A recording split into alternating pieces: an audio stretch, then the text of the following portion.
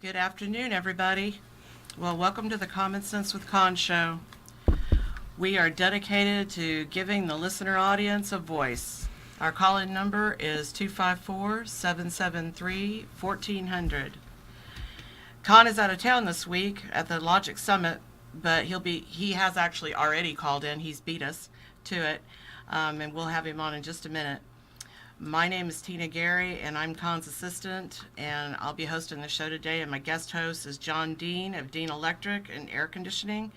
And you can find John at DeaneElectric.com. How are you doing today? I'm doing good. Thanks for having me. Should make an interesting show. We've got a lot to talk about this week. It's been nonstop news. All you have to do is listen to news to get emotional. Aaron, you got Conn on? I'm here. Can you hear me? A little bit. We're turning it up. Okay. Well, I'm off down here in Fredericksburg enjoying the Logic Nation Summit we're having down here. Just a good time of, just like-minded people having a meeting together down here, and I'm really enjoying it. But I thought I might better call in as a caller instead of a callee. So that's a little different, isn't it? Yeah, it's kind of different. And, there's so much on the news to talk about that you don't know where to get started, really. But one thing that I would like to get started on is really has me disturbed, and that is the fact that the way the FBI handled the Roger Stone arrest in Florida.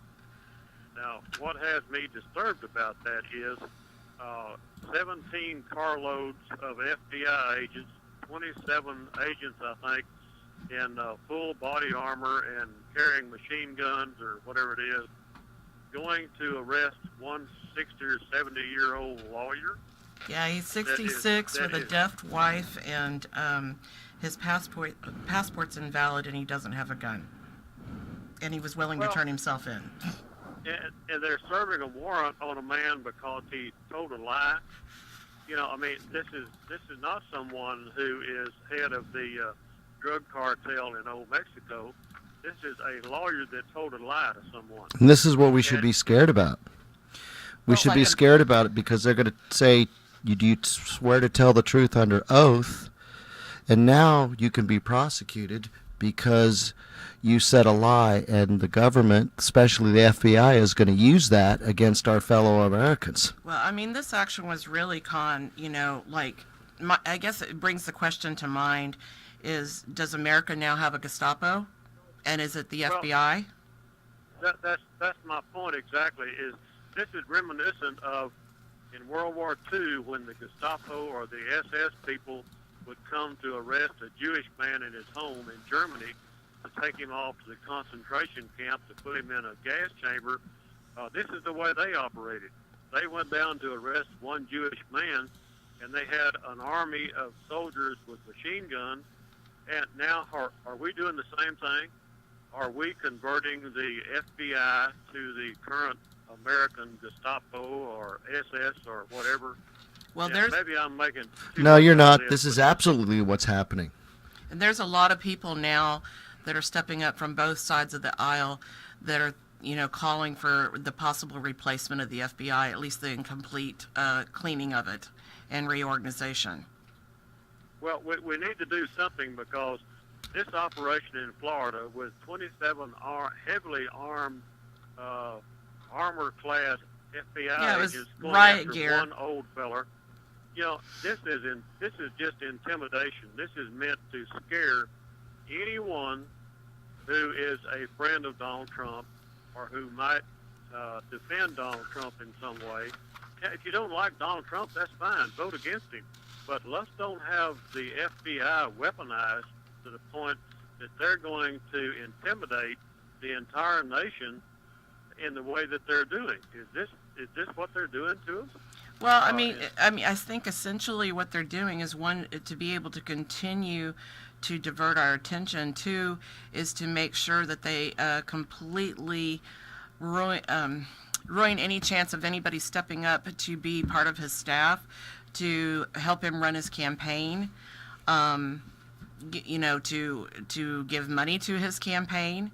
It's all going to have to be grassroots supporters, at this point, because everybody's terrified. I mean, who wasn't it you that told me that you had your Trump hat on, and some lady came up and said, "Aren't you terrified to wear that?" Yeah, some lady did ask me if I was scared to wear it. I said, "No, ma'am, I'm not," and I am not. I'll wear this cap, and I'm proud to wear it. And if somebody don't like it, don't look. But if you think I'm going to run hide under the bed because I'm wearing a Trump cap, you better bring your sack lunch, because it's going to be a long time waiting on me to do that. I'm an American. I'm a free American, and I'm a patriotic, freedom-loving Christian American. And yeah, I'm going to wear this cap. If you don't like You're it, a racist. You're a racist, Conn. Oh, I'm sorry. Yes. I had a liberal moment. Yeah, Well, you know what? Yeah, look out there, John. We should all really be scared. We need to take a step back and really look upon what happened yesterday morning with open eyes. I mean, Well- this is a huge turning point in our country. Well, exactly, and that's why I'm making a comment now, is because I'd like to see the American people wake up to what happened in Florida. And if you think it's okay to happen to Roger Stone, what are you going to do when they show up in your front yard? This really has me concerned. Well, Because, like I say, that's the same tactics they used in Germany, and it was called the Gestapo. yeah, It's well, called the KGB in Russia. the lawyers are saying now that they would never let anybody go and testify in front of Congress, simply because that these federal prosecutors are using that as a backdoor way to gain information, and then they go in and subpoena emails and whatever, anything else you've ever said or put in print or text messages and things like that. And they put them all together, and if any of them are different from one another, then they hang you out for a process charge, process crime. Well, and what are we going to do to rein in and control Bob Mueller? I mean, he has ventured so far off of what he was mandated to do. Well, I don't know how he he was could never- how he could have been so ballsy to do this just on the doorstep of this, Attorney General Burr being, put into office. The best thing Well- that can happen to prevent this is to just plead the fifth, because what the FBI is hoping for is that you lie under oath. They're using that as their synopsis for acquisition of people. Well, they set you up like It's a General setup. Flynn. Yeah. They set him up to make one little mistake, and then they indicted him, and then they threatened to indict his son, and he pled guilty. So I'm not sure there's a That's what we've come down to. I'm not sure That's there's what we have come down to. a rational way to fight this at all, simply because of the fact the whole thing is fake. Everything's a setup. Every single piece of this is a setup from the very beginning. Well, I guess I would ask the question of people who vote Democrat. Do you know what you're voting for? How can any freedom-loving, patriotic, Christian American look at what the Democrat Party is doing, look at what Rod Rosenstein is doing, look at what Mr. Mueller is doing, and then go down there and punch the Democrat button when you go to vote? And you used How to in be a the hell Democrat. did you do that? You used to be a Democrat. Yeah, I was born and raised a Democrat. Well, back in the Democratic days of Hubert Humphrey, I remember Hubert Humphrey one time said, "This country's lacking values." And Democrats don't say that anymore. But in 1968, Hubert Humphrey, running against Nixon as a Democrat, was complaining that we were losing our values. So there was a time in American history where the Democrats had a value system, which is gone. Yeah, Now because that- now they say we have too many, and that's why they have a war on Christianity. And now the Democrats are attacking us, saying we want a border wall, so we're the ones that the Republicans don't have values. I'm just fascinated by their interpretation of values. You're fascinated. I'm disgusted. Well, Well, I guess I'm in disbelief. I'm in disbelief right now. Go ahead, John, Conn. you done got me stirred up again. Well, you stirred me up first. we need to ask the question, why are the Democrats so opposed to control of our borders? Why are they so so opposed to that? What did they get out of this? Well, here's their narrative. Here's the narrative. They're saying for our economy to thrive, we have to bring in immigrants. Drugs. We have to bring in immigrants for our economy to thrive. And I tell them, I said, look, two people doing business together is an economy. I mean, I don't believe that. That's their new narrative. Well, do they think the economy has to have immigrants to survive, or do they think they personally have to have drug trafficking? And I don't know. I hate to accuse any politician of getting under the table money from El Chapo or any drug lord, but why else are they so adamant about keeping open border? Well, there's an article I put on your. To bring so much drugs in here. There's an article I put on your Facebook page that has Beto, Nancy Pelosi, President of Mexico, and some other interesting individuals all together in Mexico City, and I think it was 2016, if I recall correctly. And I'm wondering what all that meeting was about and the ties. And since the president of Mexico got what was it, $100 million from El Chapo, who else is he paying off? To keep the border fence down and to swamp our border with so many illegal aliens crossing over that we have to process that it pulls the agents out of the field. Therefore, they can send more smugglers across the border. Well, that's what I'm saying. There's more available ways for bringing drugs in if the border is open than if it's closed and controlled. So those people who want open borders, Beto O'Rourke is one of them. Beto O'Rourke ran on, he wanted more gun control and more open borders. Do you mean Robert O'Rourke, the son of an Irish industrialist who happened to locate in El Paso? I think so. Changed his name to Roberto, and that wasn't Hispanic sounding enough, so he changed it to Beto? I think that is correct. I think he's got about as much Spanish blood in him as I do in my little toe. Well, here's my warning to everybody in Texas. He didn't lose by that much, and he will be back in 6 years. And unless we can teach our children values and we can create new understandings about old reasonings that have lasted for years, that we're in trouble, because I don't see how he's going to lose the next go-around. They're trying to push him to be the 2020 and nominee. And you know what the Democrats are doing now? They now want to change the voting age to 16. Now, a 16 and 18 is going to vote Democrat. If you took away all voters under the age of 30 in America, the Democrats wouldn't be anywhere close to winning anything. Not all 16-year-olds. I mean, if they go to that Catholic school, Oh, don't even get me started on that. And the other thing is the Democrats want to destroy the Electoral College. Oh, yes. That is definitely on their agenda. They don't understand that without the Electoral College, Hillary Clinton would be president today in America. Yeah. And our founding fathers, I believe, were inspired of God when they set up our entire system here, which included the Electoral College. If it weren't for the Electoral College, New York City and Los Angeles, California would totally control the presidential races. There's a movie, Conn, that's related to that. Have you ever seen The Hunger Games? In the third show in The Hunger Games, you find out that all these people living out in the country that are oppressed, they start showing the city, and the city is populated by very wealthy, ridiculously dressed, very liberal people. Elite.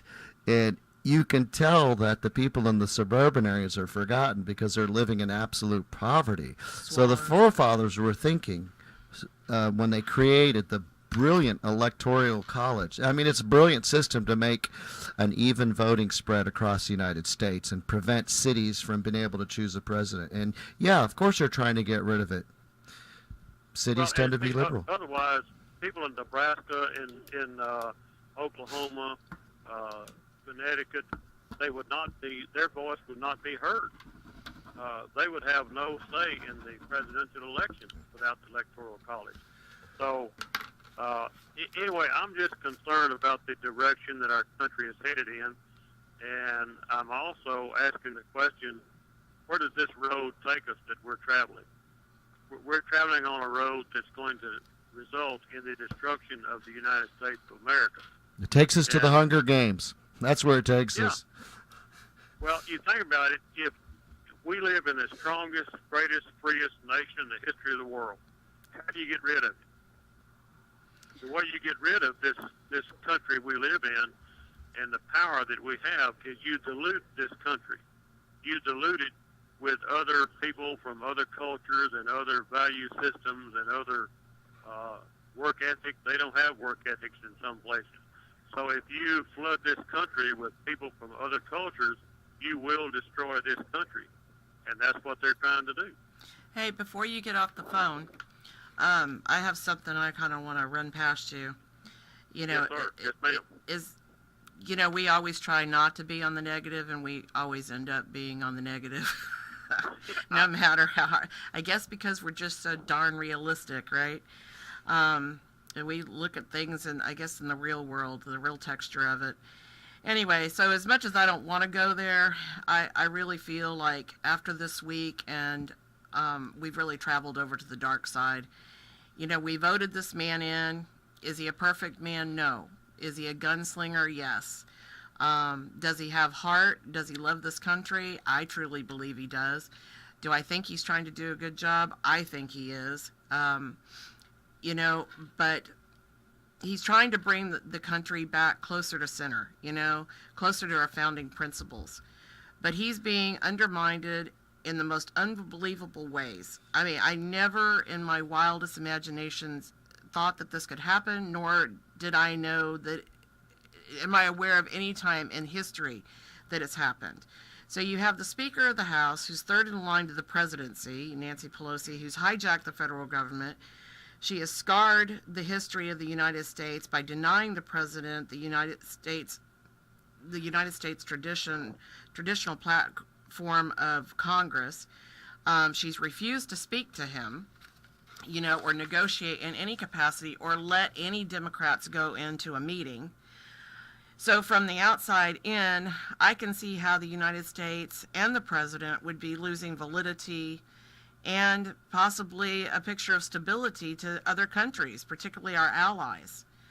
And so, you know, the world, to me, the world is laughing at us, you know, and our allies are aghast at what's going on.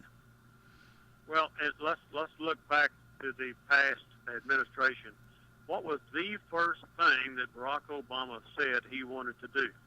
Now, I'm quoting him, not me. The first thing he said he wanted to do was, he said, I want to fundamentally change America. Fundamentally means you start at the foundation and rebuild it. If I said I wanted to rebuild, or fundamentally change this building I'm sitting in, it means I tear it down to the foundation and start over. That is what Barack Obama said, and that's what he tried to do. Mm-hmm. Another thing he said was, he said, I want to bring 110,000 refugees from Syria. Hillary said, oh no, I want to multiply that times 550%. That's their words, not mine. So what was their end goal? What did they want to do? Did they want to flood this country with people from other countries, other cultures, other value systems? Yes, that's what they wanted to do. But, you know, my thing is, they want more votes. The Democrats need the voters. That's why they need legal immigrants. They have to produce their voters. They don't have them organically. This is why I like Putin so much. You know what Putin said? He said, Russia doesn't need immigrants. Immigrants need Russia. If you're going to practice your rules in our country, you're not coming into our country. We don't say that. God, we need to be able to say that. Let's accept the truth, whether it comes from Putin or from Donald Trump or from whoever else. What he said was true. So let's accept that. You know, I'm not going to criticize his statement because of who said it. Anyway, I need to get off here and let somebody else call in, and we may call back in here after a while. Well, I got one more thing to say. One more thing to say while you're on. Yes, ma'am. So, you know, think about it. You know, we're just now realizing the damage that Obama has done to our country, you know, and Well, we do. well, this is true, but it's only been 2 years, and look at the damage that Pelosi and the socialists have done to this country. I mean, there's no holes barred. They're just determined to go forward and blatantly at that. They don't care. They're transparent about it. What are you going to do to stop them? They don't think they're stoppable. You know, Well, but I really feel like they have scarred and shamed the United States. And I so hope that we have an opportunity to get past that and to prove her wrong. Well, our first obligation as American citizens is to open our eyes, look around, and recognize what Nancy Pelosi is trying to do, recognize what Obama tried to do, and recognize what road we're traveling and what's the destination. Where's it take us? But we're now talking about But we're now talking about a decade of socialist, being on the path of socialism. A decade. Yes. And no matter Well, what Trump has done, and he's done a ton of positive things, but this is still going on. Well, I have a suggestion for those people who love socialism and want to convert this country to a socialist nation. If that's the way you're thinking and that's what you want to do, there's an airplane that'll fly you down to Venezuela Or China. 7 days a week. Just get on it and go down there. If you think socialism is so great, just go on down there and try it. See how you like it. But let's don't convert this country to socialism, because then you can't go back. After we have destroyed the freedom in this country, you'll never get it back again. Well, let me get off of here and let somebody else call in. Well, you have a good time down there. Glad you I'm called. gonna try to. And Glad you y'all got to be hear careful from up me. there. Thank you for allowing me to talk. Oh, no problem, Conn. Come on our show Okay. anytime. All right, bye-bye. Bye. I love that, man. All right, we're going to go to break. We'll be back in a minute.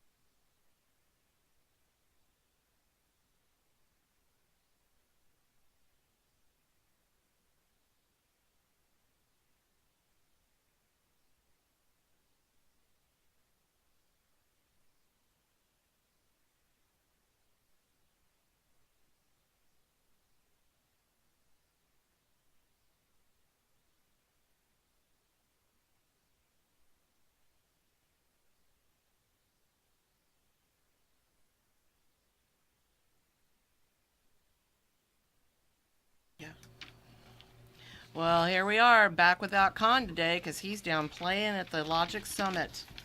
And John and I are holding the fort down. Aaron's running the board. And we're going to see if we can entertain you or get your brain to working, or you can call in and tell us how you feel about everything that happened yesterday, because there was a bunch of it. And John's got a interesting little story about a customer that he had in the Austin area. Well, first off, let me say she's been a long-time friend. I didn't realize, and I got such a big mouth. I'm an opinionated person. Sometimes I just need to keep my mouth shut. Really? I was actually trying. Well, hi, Pot. Okay, I this can is still Kettle. be snarky. You're black. Yeah, I can still be snarky on this side of the mic too. Well, so here's what happened. I'm doing an AC install in Austin because it is MLK, a good holiday, but I don't observe the holiday because I have to keep my employees gainful. I only observe Thanksgiving, Christmas, Veterans, and Memorial. Those are the only 4 days. I don't observe President's Day. I work. But I respect the holiday. But anyway, so I'm doing this install, and I'm complimenting this longtime friend and a mother of 3 for the fact that later in life, she went back to school and got her teaching degree. And I didn't know she had an angry daughter upstairs. I was telling her, I said, you know, I'm so impressed with what you did getting that teacher's degree. You are going to make America great again. Now all we have to do is build that wall. And oh my goodness. I'm going to tell you the same thing I told my sons. The last 3 words, don't say. And then, I shouldn't have said that, because here comes this angry daughter who turns out to be a school teacher today and starts yelling at me, calls me a racist. I don't think building a wall makes me a racist, but apparently I'm a racist now. And I said, you don't believe in border protection? You don't want to keep America great? And she goes, blankety blank America. I hate America. Oh, then why are you living here? Why are they because, all I could say was to myself was, this girl has no clue. She does not know how America was made. You know, people want to say America's so awful now. Nobody ever talks, and how terrible the government is.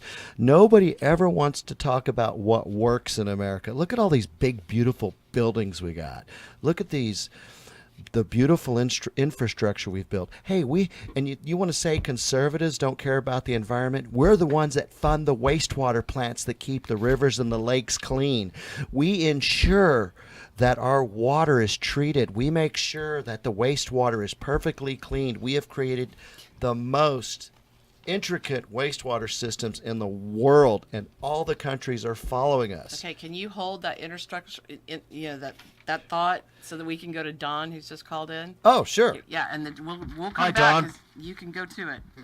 Hey, Don, you there? Yes, sir. Miss Tina, thank you for taking my call. Hey, how are you? Hey, I'm doing all right. Y'all been talking about a lot of stuff. And, I don't got too many opinions on it, but I was wondering. I've seen on the news they've been giving pictures of President Trump handing out these McDonald's burgers to these Clinton boys. Yeah. Yeah, and they're saying how disrespectful it is, Miss Tina. And I don't know about you, but I know there's a lot of poor black boys on that team, and I'm wondering if maybe getting some good American hamburgers, is maybe more respectful than what they used to.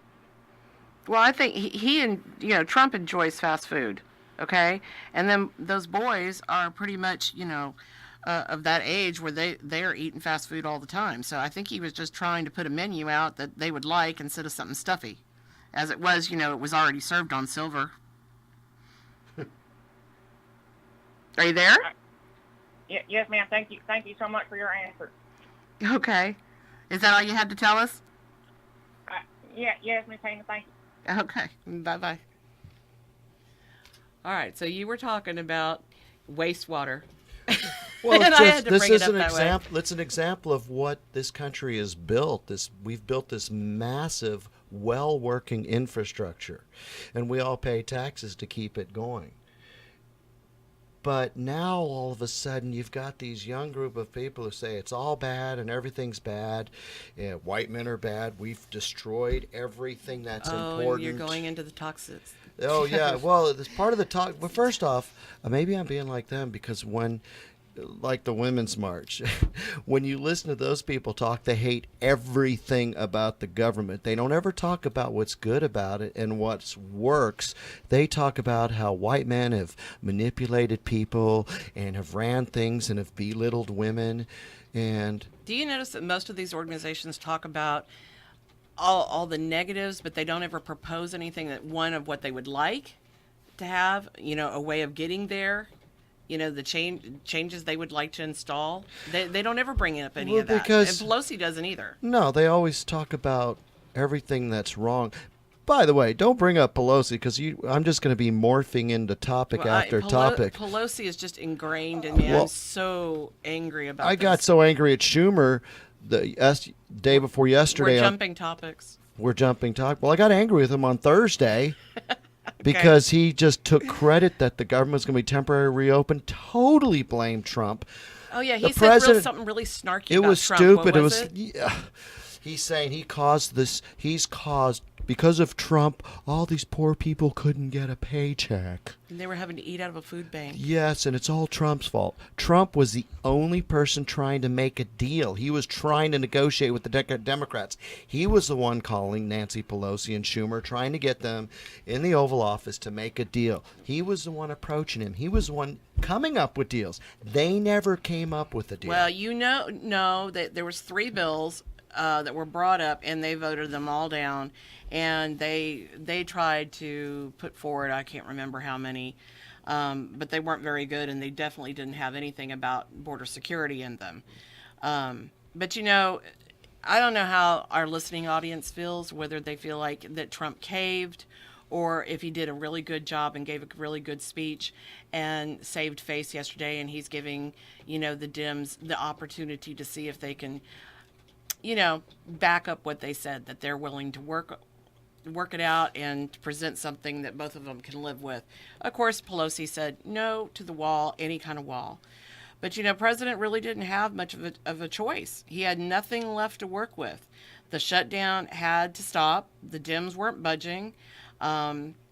They wanted the shutdown to continue. They didn't want it to end at all because it gave them power and it put egg on Trump's face as poll numbers were dropping, because the employees were suffering. And even though the Dems voted down 3 bills to reopen, and heck, they even shot down a bill that solely funded the Coast Guard. Okay, you get this? Solely funded the Coast Guard. Nothing else, didn't have anything else, not even a molecule of anything else. So there would be no progress made at all. Furthermore, the spineless Senate Republicans then started caving to the pressure to pay the people, and they were jumping ship, abandoning Trump.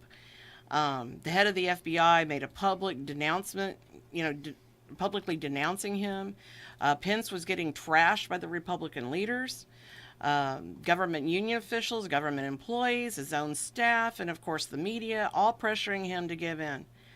But, let me ask you, how many people do you know that actually picked up the phone, wrote an email, John, signed a petition to support the president and to voice our opinions on what we'd like to see happen so that Congress would know what it was that we wanted and that we were paying attention? I don't know anybody. I did. Did you? Few. The thing is, we're a very silent majority. It's because we work a lot. We work a lot. We're keeping the economy going. We're the ones keeping America working. We're making it functional. We have a very important role to play. We keep our mouths shut. We listen to these whiners. And I'm going to send out a warning to all your parents, all the parents. You love your children and you want to do what's right for them. Well, I'm going to tell you, a lot of these kids that have turned into millennials and are angry, they were protected by their parents. The parents had good intentions. They said, you know what? I don't want my kid to suffer like I did. So you spoil them and you protect them and you insulate them from the real things in this world. But as parents, you guys need to remember it's your struggles that made you the strong people you are. And it's up to you to make your kids just as strong. But when you protect them like you do, they turn into these weenies, just weak Wussies. people. Wussies. Is that the right word? Wussies? That's not the word I want to use, but that's the one we're going to use. No, You know, It's a little more. Mine's a little more colorful. and I'll especially warn the parents that you've got these teachers that have an agenda of their own. A lot of these school teachers, and so many of them are so dedicated to what they do, but we've got a new force of teachers coming up in the workforce that suddenly they don't make enough money, and we're not treating them right. And a lot of them are whiners. They're already incredibly liberal, and they're the ones that are teaching your children. So and then you have the Common Core in which they're teaching, which makes no sense to the real world. Well, a lot of teachers don't even like Common Core. Yes, but they're not doing anything about it. They're not striking because of it. They'll strike about their paycheck. They're striking about pay. You know, the thing that's changed since I was a young man, and I know Conn is smarter and older than me. He's been around a lot longer, but the experience I had is two things. When you were a teacher, it was more of an act of love. By the way, audience, if you keep hearing this thumping. Oh, am I thumping? Yes, it's because John is very impassioned about what he's speaking about. I'm a fidgeter. So you'll know that he's being impassioned even though you can't see him because you'll hear a thump on the desk. Oh, I didn't know. Can you hear that? Yes. I'm sorry. So You're anyway. fine. Go ahead. I wanted to let him know. Well, you know, teachers used to teach because of love of teaching. My mom's a retired school teacher. She taught for over 40 years. And she would teach if she was physically able to do it. She can't. But she accepted the fact that teachers, it's a labor of love. You don't make the kind of wages. Just like back in the day when you were a government. It's a dedication. Right. But just like back in the day, when you worked for the government, you made a lower wage, but you got good security benefits. So people would work for the government, civil service, because there was job security. I always joke, I mean, you stayed in civil service no matter how uncivil you are. But what I've noticed is now we've got public sector unions, we've got teachers unions. Everybody wants their piece of the pie. And yeah, it's all for them and nothing for the whole. Right. I mean, we're not working to preserve the country anymore as it was. It's just me, me, me, me, me, me, me, me, me. Well, like trying to find an electrician to come work for a local company. It's very hard to do because now they can go work a licensed journeyman electrician. And by the way, not too many people want to get their licenses anymore. But when you do get a licensed journeyman electrician, I want to see you if you're licensed, by the way. I didn't just plug me, did I? Anyway. So, you know, these licensed journeymen, they get jobs with the government, and then they get jobs at school districts, and they're making more than the guy out in an independent company, just a regular contracting company. And we have to pay them more money to attract them because we're competing with the government. Here's an example. You all know what the Davis-Bacon Wage Act is. That's to ensure that... No, but you're going to explain it before you go into it, right? Well, the Davis-Bacon Act was created to make sure that people got a fair wage based on the prevailing wages in the area when you went to work for government. So you get a government job as an electrician, you would get based on, your scale was based on what the prevailing wages are. Well, the prevailing wages have been floating around $20 in the Clean Temple area for years and years and years. Yet they were paying them $32 an hour on Fort Hood. Now that, how... A federal contract. Right. And government again. So this is the government. This is the way the government gets more government employees. This is the way they get you to vote Democrat because now you got more government employees. I mean, it's like there's more government electricians than there are just civilian electricians now. You're hurting me. I think you should go back to banging the desk. Really? Yeah, because you look really miserable. Well, I'm miserable, but because I have a very hard time finding qualified people. I just recently hired a qualified journeyman.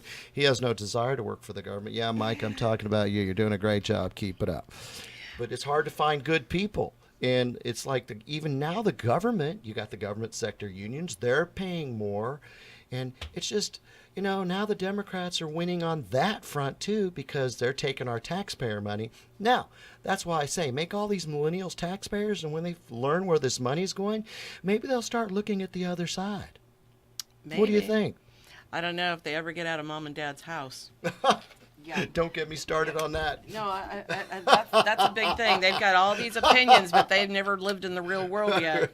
Can I jump in with a production note? Sure. You may pound the table as hard as you like, just don't hit the mic. Okay. Yeah, so just let it fly. There you Let go. it fly. Got it. All right, so we'll be drumming in here because John's got a band. And he hadn't talked about it yet, but I think he should just Well, mention it. the band is temporarily closed because I couldn't find a guitar player. Well, you put it out there because I'm sure there's somebody listening that's, of the age that would enjoy, just sitting back. It's Swanky Digs on Facebook page. Swanky Digs. That's an old 60s term for cool pad or cool clothing. But Y'all play pretty good. I we listened play to it. we play cheesy 80s pop tunes. It was really good. It was really good. It's the kind of stuff people want to hear. Yeah. We don't do the Southern rock. We're not going to play Simple Man for 3 hours by Leonard Skinner, and I'm not saying it's a bad song, but we're going to play music that people want to hear and dance to and have a good time, but I can't find a guitar player that wants to play that kind of music. How long have you been out of a guitar player? 6 months. Wow. That's Yeah, so... kind of like finding somebody to work for you, too, huh? Oh, it's hard. Really rough. And in some ways, putting together a working... And a band is supposed to be a hobby. But it ends up taking more work and it causes more stress than running a company because getting people to come to rehearsal, it's like herding cats. It's almost impossible. So, Well, because in this case, it's pretty much volunteer than it being a truly paid position because y'all are just going out having a good time at this point. it right? doesn't pay for itself. My Yeah, PA, yeah. my light show, my PA equipment, my band trailer cost around $80,000. And I'm getting $500 a show, and I'm splitting it with 5 ways, and we all get $100. I tell people I pay to play, so it's definitely a hobby. I think it actually costs more than golfing. I should reevaluate what I do for fun. You sure golfing is more fun than, I see golfers; they seem happy to me. See, Aaron, you want to take a break now, or because we're about to get up on a hard break? Okay, so we're going to go ahead and take a break right now, and we'll be back in just a minute.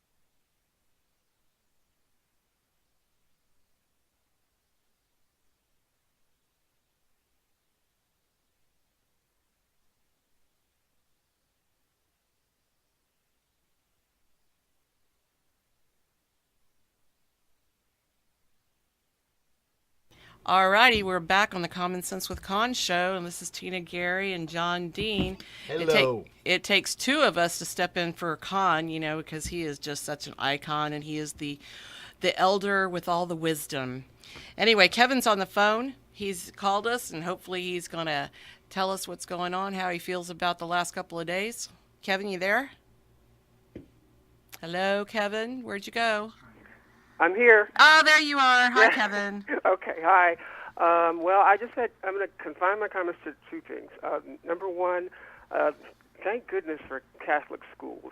I am Catholic, and I went to Catholic school through the 5th grade, and then the school closed because there weren't enough students, so I went to a public school. My mother was always conscious of getting us in a good public school, and so by high school, I went to like the best public school in the Houston area. So I was really lucky. But the Catholic school really gave me a foundation on the things that you need to know to continue being able to learn. I remember years later, we were in the car going somewhere, and we were talking about the difference between what we learned in public school and what our friends were learning. What we learned in Catholic school and what our friends were learning in public school, and we were talking about reading, and I said, well, they didn't teach phonics in public school. They have all kinds of other things like look, say, and my sister said, look, say, what's that? I said, well, you look and you say what the word is. It's not, they don't teach you how to sound out the words and all that stuff and all these other. Yeah, they did that because of they did that because they had a lot of kids that had reading issues and stuff, and they thought it was more beneficial for them. And it wasn't. No. And it wasn't, because a lot of these kids can't read, and then if you can't read, then you really can't master the other subjects, because you have to know how to read to master those subjects. So, thank goodness for the Catholic schools and the Christian schools, because they do a much better job than public schools. Public schools have become propaganda centers now. I mean, all they do is indoctrinate these children with what they want them to know, and then you can't even discuss any other opinions or topics or anything because they're off limits. So yeah, it's not even the subject matters in which they're providing them and the way they're teaching them. It's also the way in which the school is organized and administrated and all of those things. Exactly. Yes, The other thing is MAGA hats. Now, we went through this whole thing across the country about removing these statues of Confederate heroes and other people because they offended people. They triggered people. So we had to start removing all of these statues. Okay. Now these same people are on television talking about how these MAGA hats offend them, how they're like the Ku Klux Klan hood. So now are betters going to suggest that we just don't wear MAGA hats anymore? Yeah, they are trying to pass some kind of legislation, which is just absolutely ridiculous, to make it unlawful to wear such a hat. See, I mean, we can't. These people are. We've fallen off the cliff of reality. These people are bullies. You can't give in to bullies.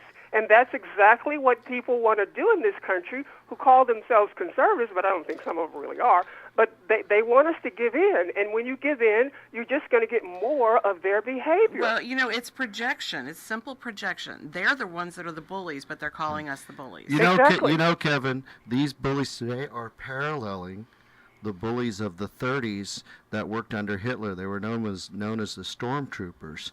And the Stormtroopers was a group that Hitler formed, and these stormtroopers around bullying people, trying to get them to join the Nazi party, and if you wouldn't, they would bully you. Exactly. And sometimes they would kill you. And that's the same thing that happened, that resulted in World War II, of course. But, nowadays, Antifa, which is doing the same thing, is saying that it's Trump that's the bully. It's not. It's not. It's not. And don't you, I have recognized that what they are trying to do is to make it okay to harass, beat up, kill certain people. Yeah, if you're on the right, you're on their side of the line, yes. Yeah, so it's really sad, and people really need to wake up and stop thinking, oh, well, they just want different things than we do, and oh, well, it'll be okay. We just have to be accepting, and that's not it. They want to totally take over society, and they want to what do these people do? Like the Khmer Rouge, they kill everybody who's not on their side. Exactly. Hey, Kevin, we've got about maybe 2.5 minutes. Thank you. So I just want to ask you, how do you feel about them now having this campaign of going, the media having this campaign against Christian schools and Christians in general?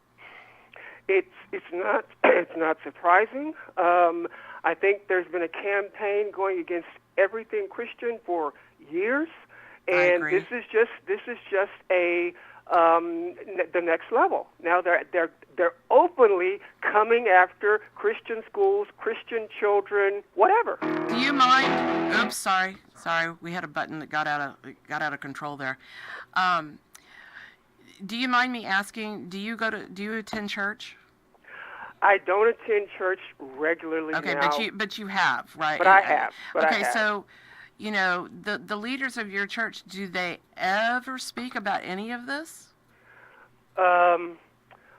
Because of the current pope, if they do, it's they just kind of accept things and don't make waves and blah blah blah. But I don't agree with the leadership of the Catholic Church at all. I've had family members who we're all Catholic, but they've kind of rejected the Catholic Church. Yeah, because there's a lot of people that have. Yeah, what has gone on? But I always tell them, look, those people are men. That they are not the church. They are Kevin, not. I got to interrupt church. you and ask you something. Yeah. Are you familiar? There's a Catholic church, and I hope I'm getting the street right. It's and in we only Temple. have about 45 seconds. It's in Temple. It's called I think it's the 19th Street Catholic Church. Well, years ago I was working at this Catholic church in Temple, and they had an impressive pictorial of all their kids that attended the Catholic school, and they had about a 90% Ivy League attendee rate. Their kids, they would become Ivy League attendees because that's how good that Catholic school in Temple is. Exactly. And if they're still there doing that, I'd like to hear from you because that's impressive. Yeah, it is. Hey, well, Thank Kevin, you. thank you for calling. Bye-bye. We'll see you on the other side of the break. I want to get that out there. Yeah, Get good those job. 19th Catholic people. Good job.